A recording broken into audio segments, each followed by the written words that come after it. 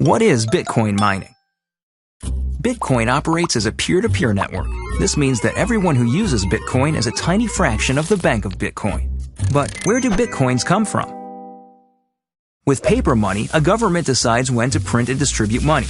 Bitcoin doesn't have a central government.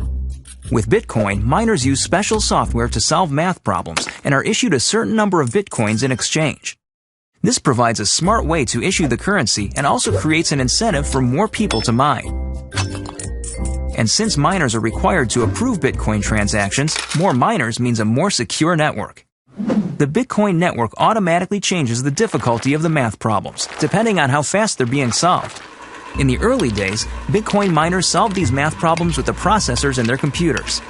Soon, miners discovered that graphics cards used for gaming were much better suited to this kind of math. Graphics cards are faster, but they use more electricity and generate a lot of heat. The first commercial Bitcoin mining products included chips that were reprogrammed for mining Bitcoin. These chips were faster, but still power-hungry. ASIC, or Application-Specific Integrated Circuit chips, are designed specifically for Bitcoin mining. ASIC technology has made Bitcoin mining even faster while using less power. As the popularity of Bitcoin increases, more miners join the network, making it more difficult for individuals to solve the math problems. To overcome this, miners have developed a way to work together in pools. Pools of miners find solutions faster than their individual members, and each miner is rewarded proportionate to the amount of work he or she provides.